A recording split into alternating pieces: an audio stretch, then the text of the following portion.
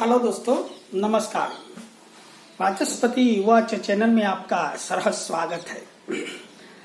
D9 और D10 के बारे में बहुत सी बातें हैं, इसलिए वर्ग कुंडली में आज द्वादशांश पत्रिका एक राशि के 12 भाग मीन्स जो एक भाग होता है वो 2 डिग्री और 30 कला का आएगा। और ऐसे एक राशि के 12वें भाग जो माता पिता, अभिभावक, नाना नानी और अपनी वंशावली के लिए देखा जाता है, जबकि सप्तमांश पत्रिका होती है वो भावी पीढ़ी के लिए देखी जाती है, जबकि द्वादशांश पत्रिका पेरेंट्स या तो अपनी गत पीढ़ी के लिए देखी जाती है। वैसे देखा जाए तो ये द्वादशांश पत्रिका माता पिता के बारे में और माता पिता का सुख देखने के बारे में, जातक के जो पुण्य कर्मों के हिसाब से पत्रिका में आते हैं वो ही देवता और पत्रिका के ग्रह के हिसाब से होती है। तो आइए कैसे द्वादशांश पत्रिका पहले तो बनती है वो देखते हैं। वैसे देवताओं का बहुत इम्पोर्टेंट है, जैसे देशकोण में दुर्वासा, अगस्त्य और नारद ऋषि देवता होते हैं, वैसे यहाँ भी देवता आएंगे।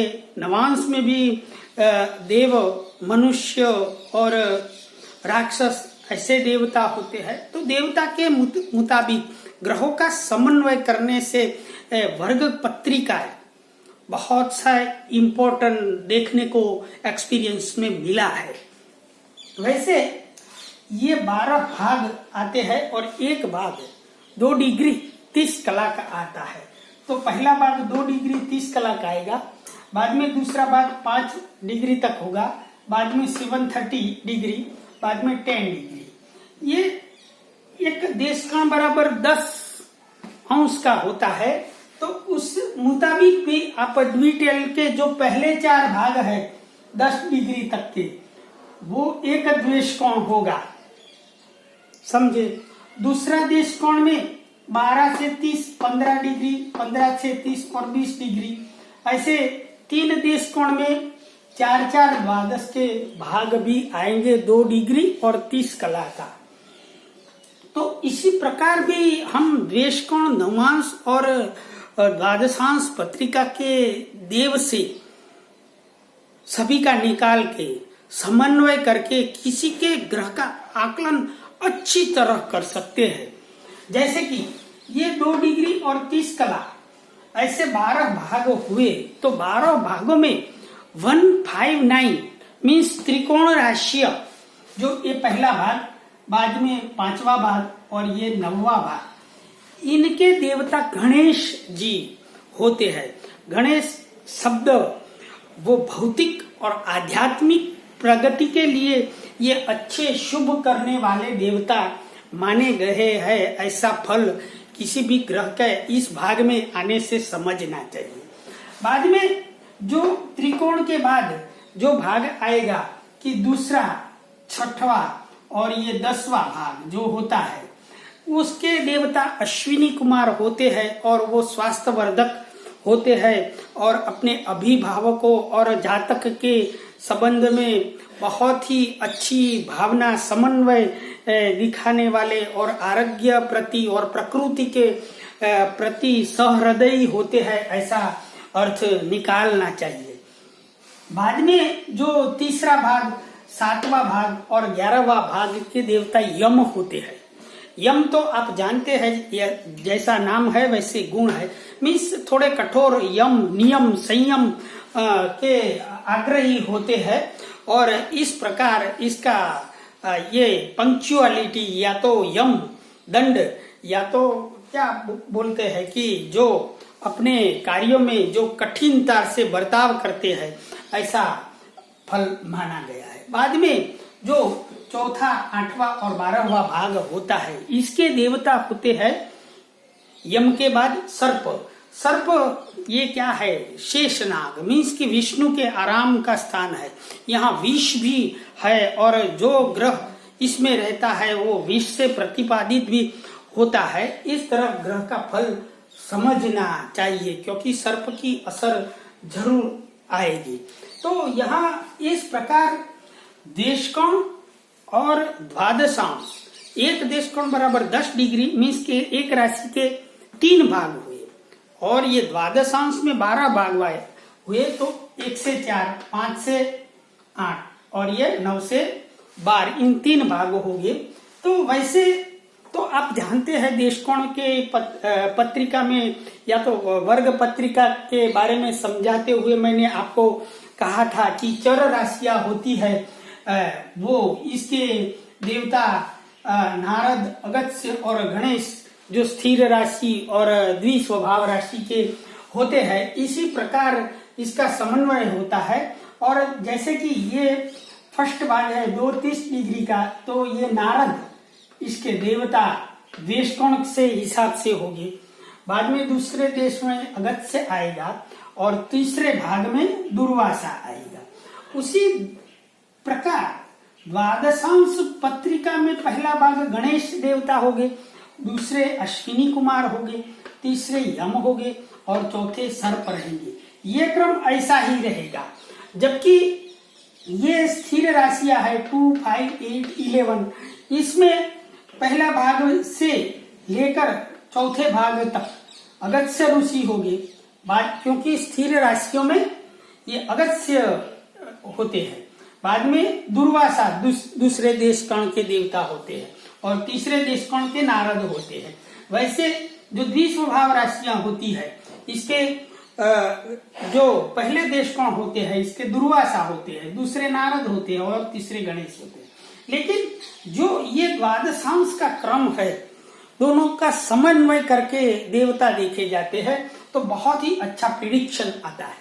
तो ये पहले जो 159 इसके गणेश देवता, दूसरे के अश्विन 2, 6, 10 और 3, 7, 11 यम और 4, 8, 12 मीन्स कर्क, वृश्चिक और मीन, इन जड़ राशियों का जो सर्प देवता है वही क्रम तो सभी में ऐसा ही 12 राशियों में, चाहे चर राशि हो, स्थिर राशि हो या द्विस्वभाव राशि हो, क्रम यही रहेगा।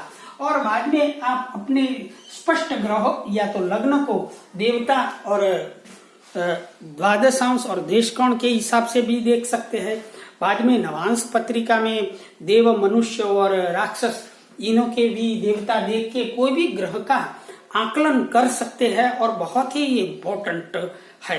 जैसे कि द्वादशांश पत्रिका में माता पिता के लिए लग्न भाव, जो द्वादशांश पत्रिका का लग्न होता है वो ही देखा जाता है, और पंचम भाव जातक के बारे में देखा जाता है, और ये त्रिकोण स्थानों का समन्वय करके माता पिता के साथ भी इसका प्रिडिक्शन किया जाता है। वैसे देखा जाए तो माता के लिए चंद्रमा देखा जाता है द्वादशांश पत्रिका में, और सूर्य पिता का भी द्योतक है, इसलिए सूर्य को खास देखा जाता है।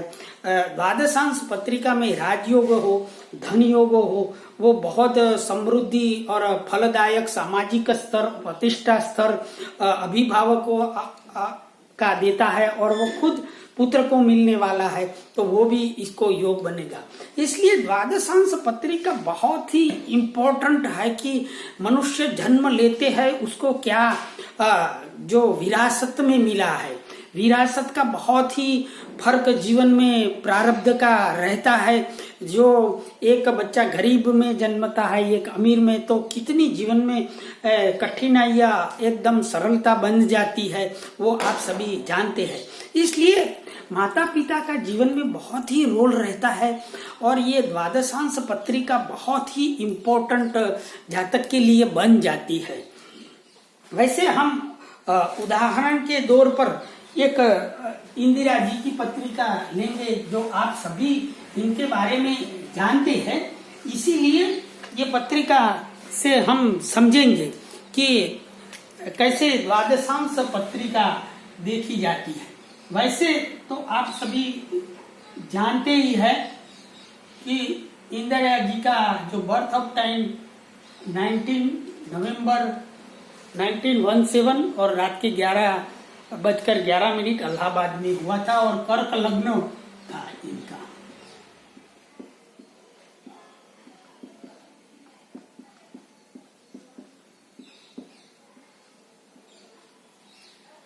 अब यहाँ शनि था, चंद्रमा यहाँ था, सूर्य बुध यही थे, शुक्र राहु यहाँ थे, गुरु रोहिणी नक्षत्र का यहाँ था और मंगल यहाँ था। अब कौन सी स्थिति बाकी रह गई? ये कर्क लग्न की पत्रिका इंदिरा जी की थी। अब इसकी द्वादशांश पत्रिका में देखा जाए तो मिथुन लग्न है, मिथुन लग्न।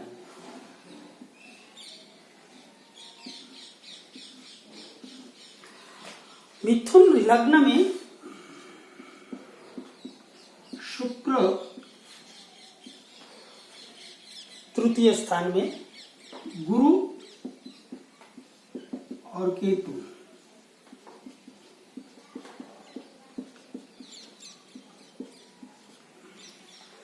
अब इनका गुरु केतु पंचम स्थान में है, चंद्रमा और शनि का विष योग होके दसम स्थान में है, पिता के कारक सूर्य रवि सप्तम स्थान में है, मंगल जो है वो भाग्य स्थान में है और बुध राहु जो लग्नेश, देखिए आप, लग्नेश बुध और राहु अभिभावकों का स्थान में राहु के साथ है। यहाँ चंद्रमा भी पीड़ित है। ये अब आप देख सकते हैं कि सूर्य पिता का कारक होकर केंद्र में पड़ा है, पराक्रम स्थान में शुक्र द्वारा जो राशि ग्रसित है, इसलिए शुभ भी हुआ है। नवम पंचम योग से गुरु की दृष्टि भी लग्न जो मिथुन लग्न पर है वो है, साथ में केतु तो है ही, मंगल भी जो भाग्य स्थान में है, तो ये लाभेश होकर भाग्य स्थान में है। तो इनको माता और पिता का सुख देखा जाए तो माता का सुख बहुत इतना नहीं था। अब पिता का सुख देखा जाए तो बहुत ही अच्छा था, तो भी वैमनस्व तो दोनों के बीच में सूर्य शनि का केंद्र योग से था। तो पहले तो देखा जाए तो चंद्रमा शनि राहु से पाप कर्तरी योग में आ गया है, लग्नेश भी पाप कर्तरी योग में आ गया है। लेकिन यहाँ जो राहु लग्नेश है वो, इसके हमने पहले चर्चा की देवताओं के बारे में। तो राहु के द्वेष कौन देवता? दुर्वासा है। राहु माइंड वेल 9 डिग्री और 12 कला का है। सो ये दुर्वासा आएंगे। सर्प द्वादशांश आएगा और राक्षस नवांश के देवता, ये तीनों देवताओं से ये दुर्वासा भी उग्र है। सो राहु और चंद्र शनि देखे तो कितनी निकटता है, चंद्रमा एकदम ग्रसित है और वो यहाँ द्वितीय मारक स्थान के अधिपति भी हुए हैं, तो ये सुख इनको नहीं मिला, समझे। अब पिता का सुख देखा जाए तो पिता के कारक सूर्य है और सूर्य केंद्र में है और शनि की दसम दृष्टि में है। सो भाग्येश की दृष्टि में है, भाग्य वहीं से ही इनका खुला। पिता इसके संरक्षक भी थे और सूर्य देखा जाए तो भी दुर्वासा, गणेश देवता और मनुष्य योग कारक ग्रह भाग्येश का यहाँ दृष्टि में है। सो सूर्य के देवता देखे जाए तो द्वेष कोण में दुर्वासा, बाद में गणेश द्वादशांश में और मनुष्य नवांश में देवता। इसी प्रकार सूर्य कितना देवता की मदद से अच्छा हुआ है और पत्रिका में भी वो तृतीय है और केंद्र में सप्तम स्थान में है, लग्न को देख रहा है। सो पिता का सुख अच्छा मिला। यहाँ इनका जो राहु देखा जाए तो राहु दुर्वासा, सर्प और राक्षस। तो राहु 11th हाउस में लग्नेश और चंद्र और शनि से पीड़ित है। नजदीकी है। सो ये भी इस तरह भी आप माता पिता का सुख देख सकते हैं। और वही से देखा नहीं जाए तो नवम भाव भी पिता का है और माता का चतुर्थ भाव है। माता का जो चतुर्थ भाव है तो यहाँ अष्टम भाव में बुध राहु स्थित है। नवम भाव यहाँ देखा जाए तो ये जो स्थान का अधिपति सूर्य है और यहाँ अष्टम स्थान जो चतुर्थ स्थान है वो भी इसका अष्टम स्थान बना। तो इस प्रकार मारक और भाव जो भाव है वहीं से भी देखा जाता है। माता का चतुर्थ और पिता का नवम भाव से भी आप आकलन कर सकते हैं।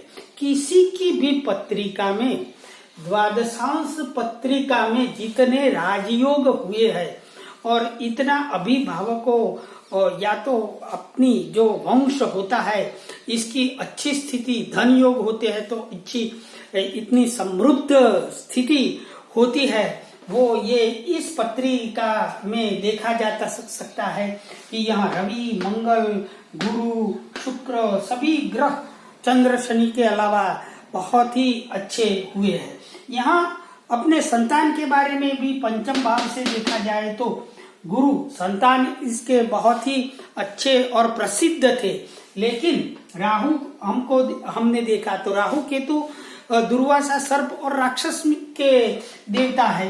राहु के जो देवता है वो केतु के ही बन जाएंगे। सो ये पंचम भाव में गुरु केतु की युति ने संतान के अल्पायु सुख दिया। जैसे माता की भी अल्पायु थी, पिता की भी अल्पायु यहाँ बताता है, सीधा सा ही अर्थ निकलता है। गुरु की दृष्टि लग्न पर भी है, सो समृद्ध माता पिता का सुख इन्हें था, ये हम कह सकते हैं। इसी प्रकार धन योग, समृद्धि योग, लग्नेश की परिस्थिति, ये सब राजयोग देख के भी आप किसी भी पत्रिका का द्वादशांश पेरेंट्स की पत्रिका के बारे में आप प्रिडिक्शन कर सकते हैं या तो समझ सकते हैं।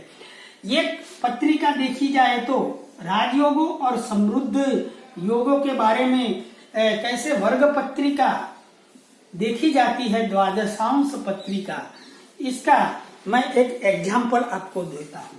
वृश्चिक लग्न है, चंद्रमा यहाँ नीच का है, गुरु यहाँ पे है 10,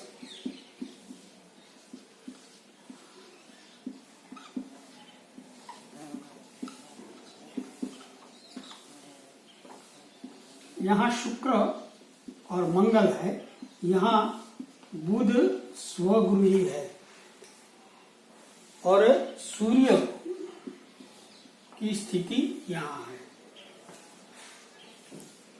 और राहु की स्थिति यहाँ होने से केतु यहाँ है। ये वृषभ लग्न 14 डिग्री का एक जातक का है और इसकी द्वितीय पत्रिका ऐसी है।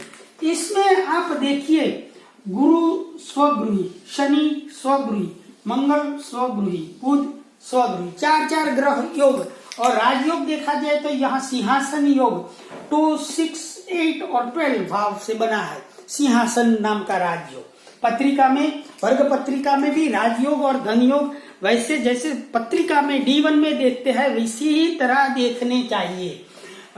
तो यहाँ ये सभी ग्रह अच्छे हैं। बिल्कुल ये चंद्रमा नीच का है, इसका नीच भंग राजयोग है। माता की तबीयत कभी कभी बीमार होती है ओकेजनली। बाकी इस जातक के माता पिता 90 साल से भी ऊपर के हो गए हैं और दोनों का सुख इस जातक को, ये द्वादशांश पत्रिका वाले जातक को है और जातक को बहुत ही फायदा, अभिभावकों का सुख तो मिला है, धन से भी सुख मिला है और सभी प्रकार से इनको माता पिता की कृपा है। तो यहाँ ये सब ग्रहों की कमाल है द्वादशांश द्वितीय पत्रिका में। इसी प्रकार आप किसी भी पत्रिका में कितने राजयोग है, धन योग है, इससे भी माता पिता का सुख देखने में पेरेंट्स कुंडली द्वितीय आप देख सकते हैं।